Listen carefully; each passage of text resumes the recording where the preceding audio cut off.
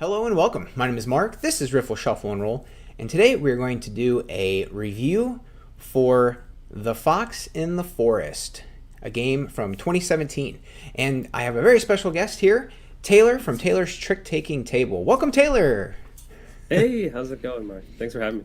No problem. Now, Taylor is the ultimate connoisseur of trick-taking games online, so I thought there was no better guest to get on here to talk about this game. We come from two different sides of the market. I like to hang out there more on the mass market side, and Taylor, you play a lot of games, but you really have niched down as far as what you Yeah, put out on YouTube with the trick-taking genre. for sure. Yeah, no, love mass market still, but for the videos, it's as niche as it could get. Japanese imports and just crazy small games that don't have too big of an audience. But yeah. So definitely different sides of the coin here. For sure. So, Fox in the Forest, for people who might not know, is a two-player trick-taking game that has a small 33 card deck. And in this game, players are trying to take either a small amount of tricks or a large amount of tricks, but not all of them. Definitely not all of them. There is a range where you are too greedy, and there is a range where you just weren't quite good enough. You want to grab as few tricks as possible, or somewhere right there towards the top, and that's the scoring scale that's involved with the game. What else is special about this game is the deck. All of the odd number cards have a special power. There are 11 cards per suit, and it's a 3-suited deck. So we have special powers, we have trick taking, and we have a scaled scoring system. And it's for two players. And it is incredibly available, as opposed to some other games in the hobby side of the market. It is available in Walmart here in the States and Meijer, and on Amazon. Those are all the places that I've seen it. And in fact, right now at Meijer, it's on sale for $9.99, which matches the best price that I've seen on Amazon. So now might be a good time to pick it up if it's a game that you really like or are interested in. Yeah, definitely. Yeah. The upper end of the price range tends to be about $15.99. So we're Nice. going to go through a bunch of different topics here and give our thoughts, and in the end we'll wrap it up with final thoughts and sort of a rating using the unofficial Riffle Shuffle and Roll rating system that we're just implementing for this game. So first, we're going to talk about mechanisms and features. And there are, as I mentioned in the description of the game, the big ones are the cards with powers and the scaled scoring. And from my perspective, the powers are what really makes this game fun. As I said, the odd number cards are, they all contain a special power of some kind. And they can allow you to do things anywhere from changing the trump suit to exchanging a card from the kitty with a card from your hand. The sevens are just straight up worth 1 point towards your score if you capture them, and so on like that. So that's a part of the game that I really, really like. The other big feature of the game is the scaled scoring, where you don't want to be too greedy and you don't want to be stuck in the middle. That part I get a little frustrated with when I'm playing the game, and I think it kind of clashes with the nature of the power cards in the deck. Taylor, what do you think? Yeah. Those are definitely the two biggest systems that stand out. I think touching on powers first, I do like the powers. I think most of the powers work and make it a more interesting kind of back and forth in that two-player kind of duel of sorts. But the scoring system, I like it. I think when we played, we had some interesting situations where, we didn't know who was going to take the most tricks, and there's a kind of a fun tension of not knowing what's going to happen. But I see your point where sometimes you're pretty unsure of whether you are going to take the most or not when you start the hand, because there's a lot that can happen with the powers and the back and forth. So I could see it being a little bit more tactical, but I think I do like both systems. The powers kind of make sense they don't change. It's the same powers every hand that you play, which is nice, so you can slowly remember them. But I think overall, I think the two are really interesting and have like a kind of fun interaction with each other. So, yeah. Nice. And that leads us right into the next topic, which is overall gameplay. So I guess I kind of hit on my opinion on that. I feel like the two systems clash a little bit because the power cards make it very tactical, but the scaled scoring requires a bit of a strategy. So I think, and I'm kind of glad we've had as much time as we have to have played it and to talk about it, because I think with every bit of time that I give the game, I kind of like it more. And I'm at a point now where even though I find those two systems kind of butt heads, and I think that's what makes the game. That's the hook. You're trying to juggle the power cards and the tactical nature of going trick by trick with those cards, with the ability to form a strategy and address where you're at in the scale. Typically around halfway through, like if there's 13 tricks, then somewhere around trick 5, trick 6, that's when you start to get an idea of what you're going to be able to do for this hand. Yeah, I think the powers kind of let you know what you can do, right? So if you have a few of the draw or a few of the changing trump, you kind of know what kind of tricks up your sleeve you might have to maybe throw a wrench in your opponent's plan. But I think I agree with you. The more and more I play, the more you kind of understand the system and understand what to look out for or what to be afraid of. And the deck is pretty small, or relatively small, for a trick-taking game.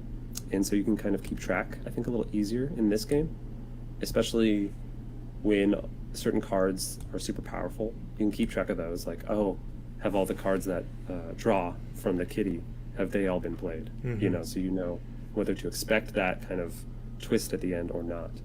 And so there's a nice kind of understanding of the game as you play more and more. You can kind of get used to it and appreciate it more, I found. For sure. I think we're in agreement there. Yeah. All right, let's move on to the big, probably the most unrelated to gameplay, but the biggest hook, I think, for what has moved this game off the shelf is its theme.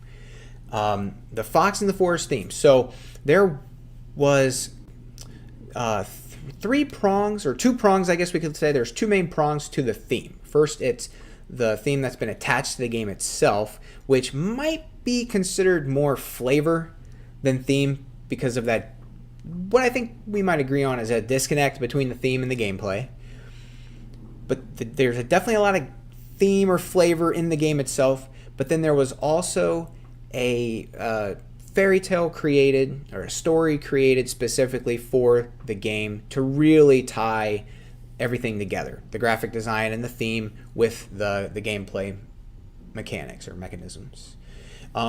So theme, I have made quite the journey in regards to how I feel about the theme. Because when I thought it looked amazing. No one can argue that the art is awful. It's a gorgeous looking game. The art's awesome. The art direction's awesome. The graphic design is awesome. There was a lot of thought put into how the cards look and how the player interfaces with them. All the information is in the right spots. Definitely. Yeah. And so I think me, as in most people, you see that box and you're like, man, that's a cool looking game. For sure. So I was there, and then when I bought it, to me, I didn't want to read the story. I didn't care. I wanted to play the game. And like from my perspective then, and even now, I feel like the theme and the gameplay need to connect. And I know that's hard to do with trick-taking games. Or with, not always with card games, but with trick-taking games, it can be hard. Because the idea of winning tricks is kind of, it's difficult to peg onto a theme. Or have a theme peg onto it and have it make sense. Definitely. So I was a little torn when I first played it, and I was like, man, the cards look great, and pricing, it all rolled into a ball of me being a little unhappy about it. But you and I played this game. We both have the game. We own it, but we've also played it with just a regular deck of cards, which to me proved further that the theme wasn't really necessary to enjoy the game. Right. So overall, from my point of view, the theme is cool. The artwork is great. The graphic design is awesome. But I wish there was more connection between the theme and the gameplay within the game itself. What do you think? Yeah, I think I've hit an interesting kind of point with trick-taking games where any extra step or any kind of try at a good visual or a try at a theme, I always give like points to, like kudos for even trying. So like you were saying, they included a fairy tale that tried to maybe link the powers or maybe link kind of the setting that we're in. But most trick takers don't. Most of them are just using a deck of cards with numbers. So Yeah. the fact that they even tried was nice to see. I think it came from kind of a good place. So I always gave the game points for that, especially because you're looking at cards a lot. It's nice to see different art on the powers or just nice, pleasant art, on the game box as an appealing thing to get players to try your game. I think a lot of times I've tried to get new players to play a trick-taking game and they've seen, just numbers and colors or symbols and they're like, I don't know. So, a nice fox or just like a cool setting of this kind of whimsical fairy tale has helped. So I'm kind of the opinion of just, whatever works, whatever gets people in the door. But I see what you're saying, because you can definitely, like we did, just play it with no art, no theme really, and kind of just the gameplay. So I think I'm a little lighter on it just because I'm like, I'll take what I can get. Sure. But Absolutely. Yeah. Oh, and I guess just to make sure I don't come off as like I disliked it, I think if there would have been a better connection, it would go from good to great. Definitely. Yeah. So of course the theme is cool and the artwork is cool. Definitely. But for my personal taste, I want there to be a little bit more of a connection. But yeah, you're absolutely right. When it comes to trick taking, just having a theme on those cards can be really helpful in getting the game to the table. Totally. Yeah. Or off shelves, like we're probably about to talk about. Oh yeah, for sure. So with that in mind, getting it to the table, getting it played, let's talk about audience. So this game is in it's in an interesting position because it was able to move much like, it was able to move from being considered a hobby game in the hobby market, sold in, game stores, to being available on Amazon and in Walmart and in Meijer for the mass market audience. Or at least that fringe hobby / mass market audience that buys games at Walmart or Meijer, but they're looking at the Ticket to Rides and Catans and now all the other games that are on there now that are definitely, at one point, they would have been considered hobby and sold only in specialty stores. So we got to combine that with, the price point is normally $15 for what you get, and it's sitting on those sort of shelves. So I think right now, I don't think it's a good fit for that particular audience. I think it's a perfect game for a hobby gamer who's expecting deeper gameplay and a lot going on. But I think it's still a little bit too far removed from what a typical gamer that buys games off the Walmart shelf is going to want or even expect when they buy the game. Because even though it is sitting a little higher along with like the Crew and Catan and Ticket to Ride and all those other games, it's still on the same shelf it's on the same aisle as Uno, Phase 10, Skip-Bo, and even Monopoly Bid and Monopoly Deal, which are both really well developed and intense mass market games that are a third of the price. So for me, it's a bit of a mismatch for the way that the mass market is now. But I think, and I think you'll hit on this a little more, I feel like Fox and the Forest is a bit of a pioneering game. It's done a lot of things first, and that first to market or the pioneer tends to have that bit of an awkward fit. What do you think of that? Definitely. Yeah, no, definitely. What's funny is Meijer Fred Meyer?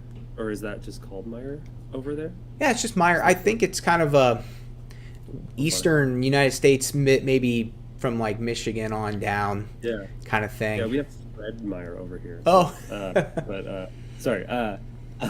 The yeah, that's a great point. I think so. So Fox in the Forest was one of the bigger two-player trick-taking games, which was huge. I know.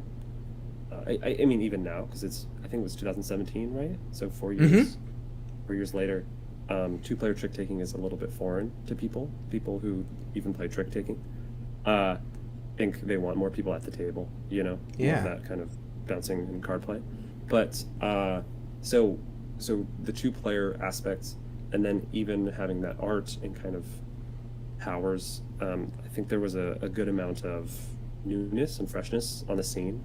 I know it was played a lot at conventions that I went to, especially because you only need one other person. hmm So I think that was a good audience hit, is that you're playing a trick-taking game and you only need to find one other person to try it with. So maybe couples, or you have half the player count right there when you have the game. But the fact, like you're saying, where it's on the same shelves as Uno or Skitbo, I think the rules complexity is a little higher. So I like the fact that it doesn't have bidding in the trick play. I yeah, think bidding's kind of tough mechanism for new players to get a sense of, like, what their hand is and the value of their hand. So it's nice that there's no bidding in Fox and the Forest, but when you have powers that are tough to kind of maybe get your head around first few plays even, and then you have that system of the scoring, I think there's a lot maybe going on for new players. It probably is maybe on the complexity of, like you said, Catan, but I think there's a sense of when someone buys like a board game, like Catan or Monopoly or something, they know there's going to be a little bit more rules overhead because it's kind of a bigger experience. sure, But when they buy Fox and the Forest or Uno or even the Crew, they almost expect, since it's a card game, for it to be a little lighter, a little snappier, maybe a yeah, little quicker to learn. So yeah, audience-wise, I would agree that it's a little crunchier, or maybe a little heavier than maybe people are experiencing when they see that fox on the cover and sure, beautiful art, and they take it home, yeah, maybe from Meyer or Walmart or something. Yeah, definitely. yeah. Yeah, And I think give them props for they do include a really nice reference card for yeah, both the scoring and the way the card powers.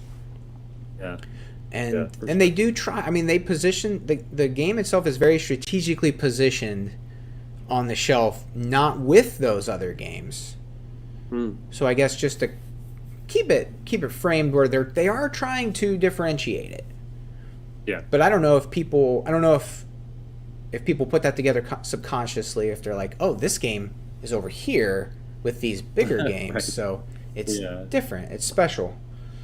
Like if people separate the hobby and the not, or if they just see like all games. Right. Right. So Yeah. do you And have? Oh, go ahead. Oh, I was just gonna say, you have a good point where it's like they do have a good player rate. I was just thinking about that. And the powers, is it like 4 powers, 5 powers? So I guess there's not too many powers to really Right. understand. All the odds on an 11 card said what, 6. I don't know. Quick math. Oh boy. Good math. Yeah, Uh, exactly. But yeah, you make a good point with the play rate. That's super helpful, I think, for Yeah. beginners and people learning the game. So, for viewers of my channel who are more accustomed to traditional card games or mass market games, like we've listed, keep in mind, if you want to try something that has a little more complexity, it's not too hard. It's not too complex. I think the age on the box, real quick, is Okay, 10 plus, and I think that's fair, especially someone who is early teen. You will be able to wrap your head around the concept easily, especially if you're accustomed to games. If you play more traditional trick-taking games, I think the transition will be even easier. So if you're looking for something that will push you a little more, and just a little bit out of your comfort zone, Fox in the Forest is going to be a good gateway game for that, for sure. Definitely, yeah. So do you come with any suggestions for other maybe traditional games, or even other, doesn't need to be easy to find comparably, but do you have any other two-player trick takers that Mm. these viewers can try if they're interested. Yeah, two-player trick taking. There's a lot of good titles coming out, and I think even some older ones which are fun. So of the newer variety, and I think maybe even a little bit more thematic in the gameplay, like we talked about. There's one called Jekyll versus Hyde, Yes. where one player plays Jekyll, one player plays Hyde, and there's this back and forth. I think it's on Amazon. It is. That link. So it's a little more, it's a little bigger of a box and a little probably more expensive, but it has the premise of one person wants to balance the number of tricks, and the other person wants to either take no tricks or all tricks. So it's an interesting concept where the scoring is just a little simpler, Mm-hmm. and there's only a little bit of powers. So if you wanted maybe a smaller step toward Fox and Forest, that would be a good one. And then traditional side, I think you covered small whist or German whist, where there's a good back and forth and there's no powers, so there's kind of just a sense of learning the back and forth and kind of like a two-player gameplay flow, right? Mm-hmm. Where you only have one other person that you're kind of going off of. Yeah. So I think those are pretty good options for two-player trick taking. I think the next step after Fox and the Forest, if you wanted a really complex one, there's Herloff, where there has like bidding. So that one has like a little more to it because there's powers and bidding. But yeah, those are kind of, I think, on either side of Fox and the Forest. But yeah. Very good. I would not have thought of Jekyll versus Hyde. I'm excited for that game. I need to get that in the Amazon cart and order it, and maybe that can be a next review for us. Yeah, it's probably my favorite two-player. One of my favorites. Yeah, it's amazing. Yeah, I really like that game. But if we want to stay consistent, we're gonna have to wait till it's about 4 years old to review it finally. So gotta really let it breathe a little bit. Yeah. Let the smoke clear. So the only commercial, easy to access via Amazon game that I could think of was Claim. That's all I really know of right now. Oh, that's a great. Yeah. And that is themed to the max. If Fox and the Forest is kind of a nice theme, loosely connected to the game, Claim is going to be like extremely thematic. It's a battling game based on German whist, with expansions and more powers and Oh my god. and even more powers. So There's a lot of yeah. You got to be ready because unlike Fox and the Forest of 6 or so standard like, non-changing powers, that one's like whoo. Oh yeah, powers. you can build the deck that you're playing with to be whatever like alliances or whatever factions you want in there. So you can actually build the game you want to play. Yeah. Which is pretty cool. Now as far as what can be played with traditional cards, German whist definitely. Step up from that for having trump and maybe a little more going on would be Schnapsener 66. And then, what else did I have? Oh, Sean Ross's Vidrasso that you have a video for on your channel, and I have a video for on my channel. If you want to hear more thoughts about the game, like more of a review, you need to go to Taylor's channel and watch his video. If you just want to see hear my voice, then you want to watch my video. How to play is your video. Yeah, but you can see what would be cool is, if they go to your channel, Taylor, they're going to see your video library and understand your taste and see where you're coming from. And then what's cool is we both like that game, and we both have two completely different kind of pools of games that we play. Yeah, that's right. That shows just how great that game is, the strength of that game. Super balanced. So it gives you a little complexity. The setup is different, very different than something like Fox and the Forest or German whist or Claim or anything really. It uses straw men, which is unique.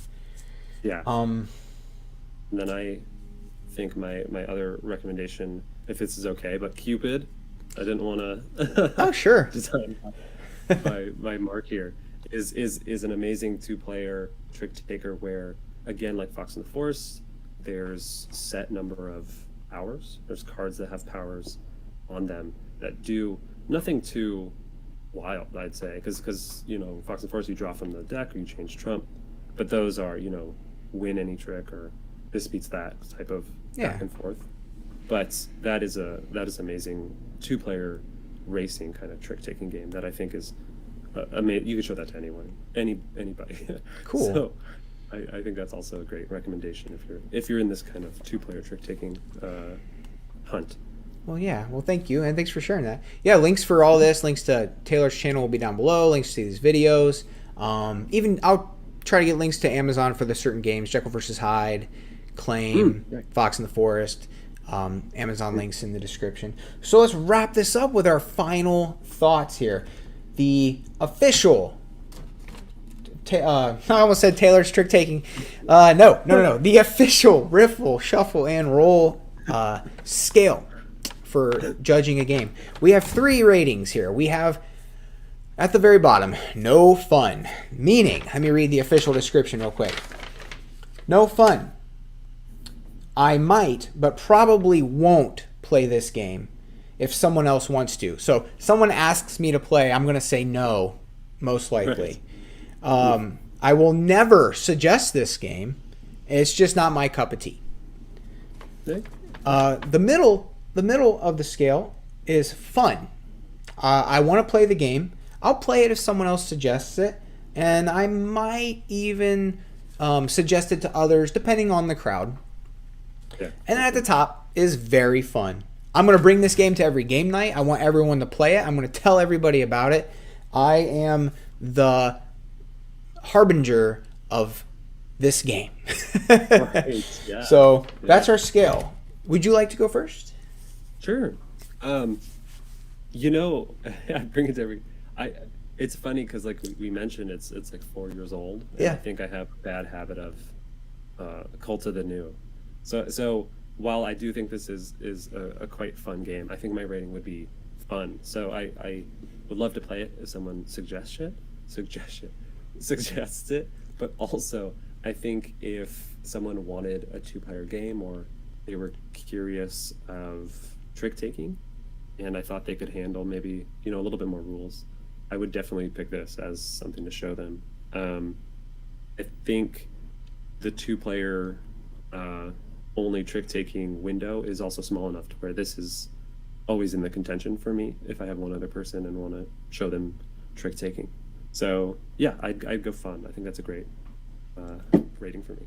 Awesome. I'm there as well. I will give the game fun, an F for fun.